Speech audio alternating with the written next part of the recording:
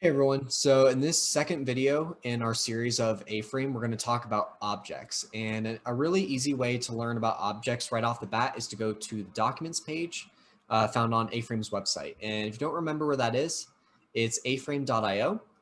And then on the top right-hand side, there's a Docs button that you will click. And then if you go to the left-hand side and scroll all the way down, you'll find a section called Primitives. And these are all the objects that come along with A-Frame. An obvious example here is a box. So basically it's the volume of the shape, and then before it you have an A and a dash. Seems to be the regular format. And you'll notice that the really nice thing about the documents is it gives you example code, and then it also gives you all the different attributes of the box. So when you originally add a box to your A-frame scene, it is plain. So all the attributes have a default value. So when you add your A-frame box, you will get a height of 1, a depth of, and a width of 1. And you also be given a default color value. But it's not until we add in our own attribute values that our box begins to change in terms of size, color, rotation, position, etc. So I'm going to leave this open, and I'm actually going to select the cone one. So I have an example scene open up here, and all there is a sky and a cone. And what I'm going to do is I'm going to show you a really quick tip on how to work with A-Frame in a very quick and efficient manner. So what we can do is open up our Explorer in Visual Studio Code, and this is one of two ways you can do this. Right now, what we're going to do is we're going to look into two ways on how to view our A-Frame project.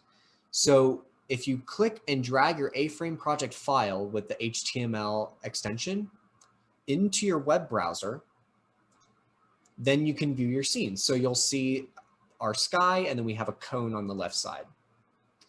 So that's one way to do it. Or you can go to the folder on your computer directly, and so I'll just close this really quick, and you can click and drag this into your web browser instead. It basically does the same thing.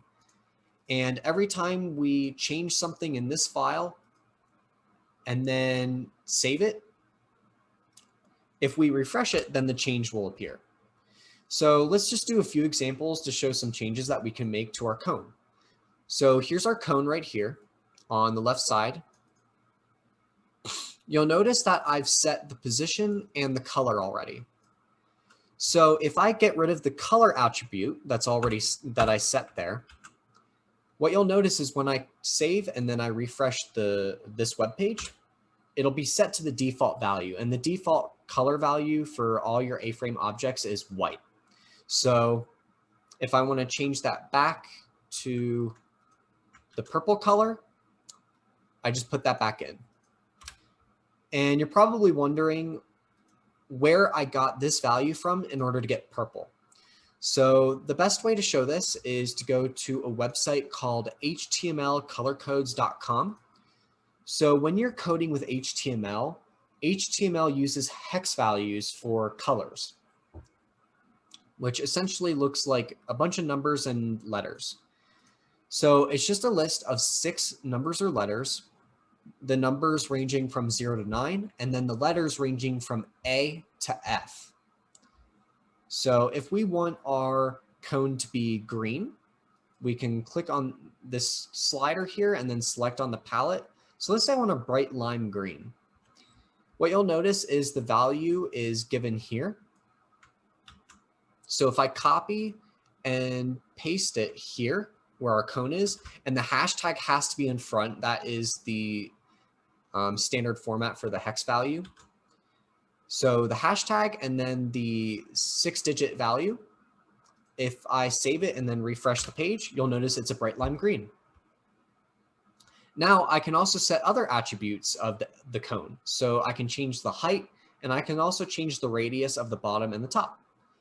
So if we go down to our attributes, we'll notice that the height is set automatically to 1.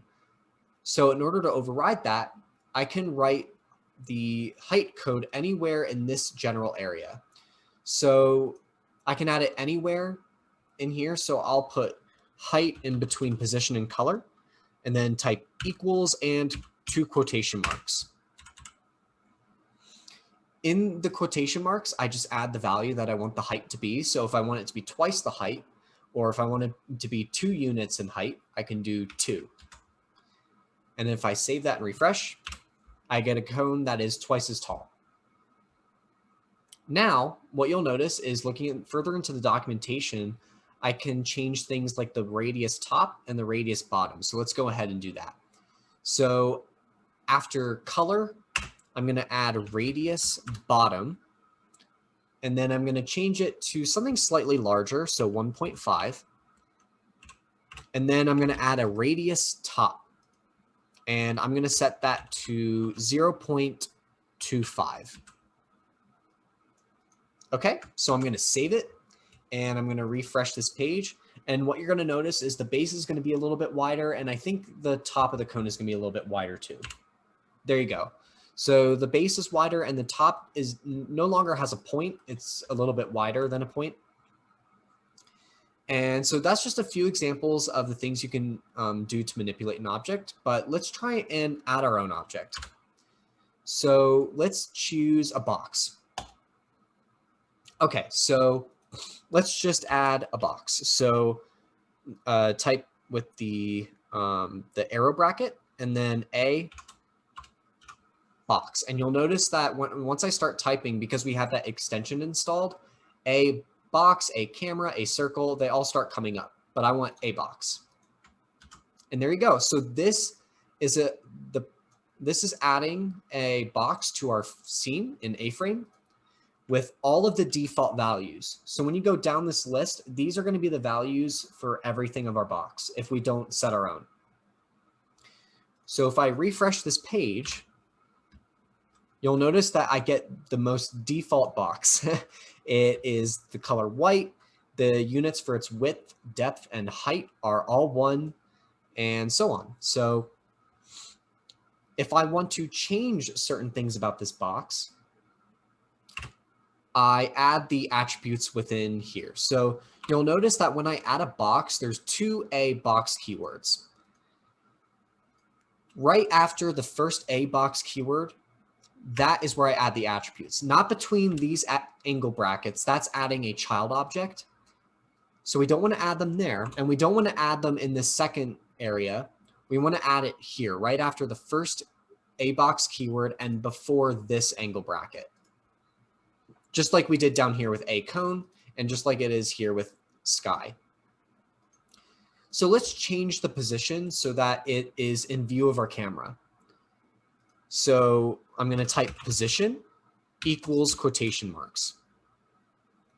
Now you'll notice that position has, and just looking at cone, position has 3 values. So if you remember the Cartesian system, I'll just bring up an image of that really quick. X, Y, Z. There we go. So the coordinate system. It is basically the same thing. So what it is you have your X and your Y and your Z. And the way it works in A-Frame is the up and the down direction are Y-axis. The left and right are your X-axis, and then towards you and towards your computer screen is the Z-axis. So if I want the box to be in front of the camera, so the first value is our X value. So I want it to be in front of the camera, but I also don't want it to intersect with the cone. So I'm going to put it 1 unit to the right on the X-axis. Now we have our Y-axis to set. So maybe I want the Y-axis for the box to be a little bit higher than the cone. So I'm going to set that as 1 as well. Now our last value is our Z value, and that's how far it is into the virtual environment or how close it is to me. Now, if I want it further into the the computer screen or further away, I need to use a negative value. So think about it as positive is towards you, negative is away from you.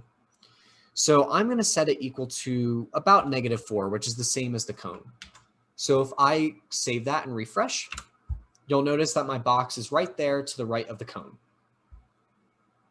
Now, let's say I don't like the shape and the sizing of the box. So what I'm going to do is I'm going to set the height over here to, I'm going to double it. I'm going to double the height, and I'm going to double the depth to 2 as well. And then while we're at it as well, I'm going to change the width to be 1.5.